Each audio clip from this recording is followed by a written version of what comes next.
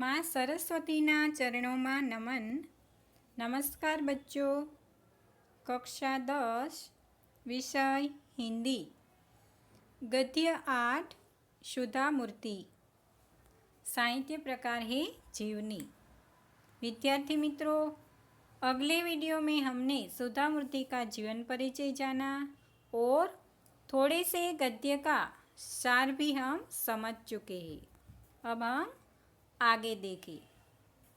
इस तक के गद्य का सार संक्षिप्त में कहूँ तो सन 1974 में बेंगलुरु के भारतीय विज्ञान संस्थान की छात्रा यानी सुधा कुलकर्णी नोटिस बोर्ड पर टाटा ऑटोमोबाइल कंपनी यानी टेल्को का विज्ञापन देखती है, जिसमें कंपनी को परिश्रमी इंजीनियरों की आवश्यकता की बात लिखी थी और विज्ञापन में अंत में छोटे छोटे अक्षरों में एक वाक्य लिखा था कि महिला उम्मीदवार आवेदन न भेजे।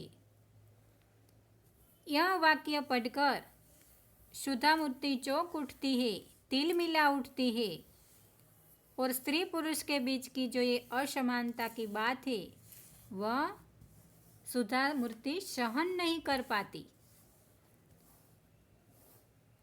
अब हम आगे देखें और वह निश्चय करती है सुधा मूर्ति कि मैं टाटा कंपनी के सर्वोच्च अधिकारी को इस बात के लिए सूचित करूंगी। उसने एक पोस्टकार्ड लिया और जेआरडी टाटा को संबोधित करते हुए लिखा, आपने भारत में लोहा इस्पात, रासायनिक पदार्थ, कपड़ा, मशीनों के बड़े बड़े उद्योग लगाए हैं। भारतीय विज्ञान संस्थान की स्थापना में भी आपने बढ़ चढ़कर अपना योगदान दिया है। और सुधा मूर्ति कहती है कि मैं नसीब से, सौभाग्य से मैं उसी संस्था में पढ़ती हूँ, पर मैं हैरान हूँ कि टेल्को जैसी कंपनी स्त्री पुरुष के बीच ऐसा भेदभाव कैसे कर सकती है। वह एक पोस्टकार्ड पर कंपनी के प्रमुख, ये जो जेआरडी टाटा है, टेल्को कंपनी के प्रमुख जेआरडी टाटा के नाम पर पत्र लिखती है कि टेल्को जैसी कंपनी द्वारा स्त्री पुरुष के बीच इस प्रकार के भेदभाव से वह हैरान है और टेल्को जैसी कंपनी ऐसा भेदभाव कैसे कर सकती है। 10 ही दिन में कंपनी ने उसे तार भेजा। कंपनी के खर्चे पर पुणे शहर में साक्षात्कार के लिए, साक्षात्कार यानी मुलाकात, इंटरव्यू, साक्षात्कार के लिए उपस्थित हो, कंपनी उसे तार भेजती है और अपने खर्चे पर सुधा मूर्ति को साक्षात्कार के लिए बुलाया जाता है। आवश्यक तैयारियों के साथ वह लड़की पुणे पहुंची। साक्षात्कार आरंभ हुआ। काफ़ी तकनीकी प्रश्न पूछे गए जिनके वह सही उत्तर देती गई। साक्षात्कार के समय जो भी तकनीकी प्रश्न पूछे गए सभी प्रश्नों के सही उत्तर सुधा मूर्ति देती है। तभी एक बुजुर्ग सज्जन ने स्नेहमयी वाणी में कहा, तुम जानती हो कि हमने महिला उम्मीदवार आवेदन न भेजे क्यों लिखा था?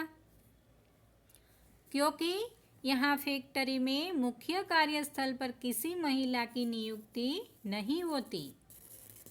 तुम्हारी जैसी मेधावी लड़कियों को अनुसंधानशालाओं में जाकर कार्य करना चाहिए कि तुम्हारी जैसी बुद्धिमान लड़कियों को तो अनुसंधान यानी जांच पड़ताल, खोज। तो वह बुजुर्ग सुधा मूर्ति को कहते हैं कि तुम्हारी जैसी लड़कियों को अनुसंधानशालाओं में जाकर कार्य करना चाहिए। तो यहाँ सुधा मूर्ति से कहा जाता है कि फैक्ट्री में मुख्य कार्यस्थल पर किसी महिला की नियुक्ति नहीं होती। पर सुधा अपने तर्क से अधिकारी को सोचने पर मजबूर कर देती है। सुधा मूर्ति कहती है कि लेकिन हमें कहीं से तो शुरुआत करनी होगी, नहीं तो कोई कभी भी महिला आपकी फैक्ट्री में कार्य नहीं कर पाएगी। दृढ़ता से कहती है सुधा मूर्ति कि कहीं ना कहीं से तो हमें शुरुआत करनी ही होगी, वरना आपकी फैक्ट्री में कभी भी कोई महिला काम नहीं कर पाएगी।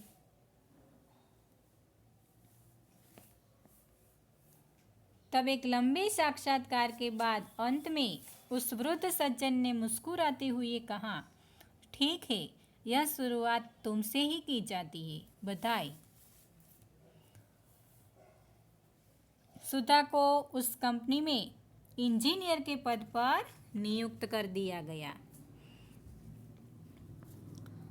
तो इस तरह टेल्को कंपनी में इंजीनियर के पद पर सुधा मूर्ति की नियुक्ति हो गई और टेल्को में इंजीनियर के पद पर नियुक्तियां प्रथम महिला इंजीनियर थी। कौन? सुधा कुलकर्णी।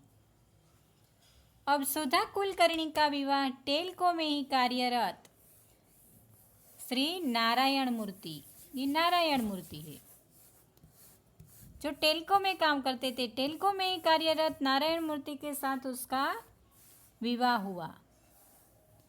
8 वर्ष तक टेल्को को अपनी सेवाएं देने के बाद 1982 में उन्होंने अपने पद से त्यागपत्र दे दिया और बेंगलुरु में अपने पति श्री नारायण मूर्ति के साथ इन्फोसिस कंपनी खोली।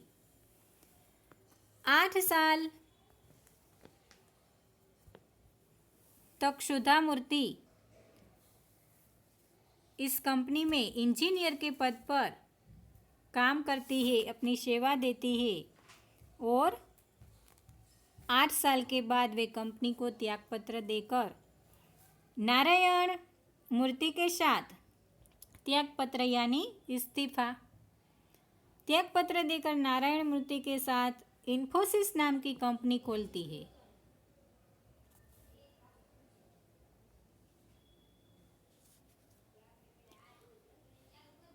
दोनों की मेहनत और लगन से इन्फोसिस ने दिन दुनी रात चौगुनी उन्नति की। दिन दुनी रात चौगुनी, इनका अर्थ है अत्यंत तेजी से विकास होना। सुधा मूर्ति 1996 में इन्फोसिस फाउंडेशन की चेयरपर्सन बनी। इस तरह इन्फोसिस फाउंडेशन की चेयरपर्सन बन जाती है सुधा मूर्ति और इस फाउंडेशन के माध्यम से वे सामाजिक विकास से अनेक कार्य करती है। उन्होंने कर्नाटक राज्य के सभी सरकारी स्कूलों में एक कंप्यूटर और लाइब्रेरी की योजना बनाई और उसे कार्य रूप दिया। कर्नाटक राज्य के सभी स्कूलों में वह एक कंप्यूटर और लाइब्रेरी बनवाती है। सुधा मूर्ति ने स्वयं को अब पूर्ण रूप से समाज सुधार के लिए समर्पित कर दिया। बेल्लारी, बीजापुर, हुबली आदि के अस्पतालों को उच्च तकनीकी चिकित्सा उपकरण उपलब्ध करवाए, तो कांची में कैंसर अस्पताल, औरंगाबाद, बेल्लारी, गुलबर्ग, पट्टुमडाई, बेंगलुरु आदि में चिकित्सा सहायता तथा उस्नाबाद जिला, उड़ीसा के कालाहांडी और आंध्र प्रदेश के सूखा पीड़ित क्षेत्र में राहत कार्य करवाए। तो इस तरह इन्फोसिस फाउंडेशन के द्वारा सुधा मूर्ति सामाजिक विकास के अनेक कार्य कर रही है और अपने आप को समाज सुधार के लिए उसने समर्पित कर दिया है। कर्नाटक के अनेक शहरों में उन्होंने अस्पतालों को उच्च तकनीकी चिकित्सा उपकरण, चिकित्सा सहायता दी है। तो सूखा पीड़ित जो क्षेत्र है वहाँ राहत कार्य भी करवाए हैं। गरीब छात्रों की सहायता की है। स्कूलों की इमारतों का निर्माण भी किया है।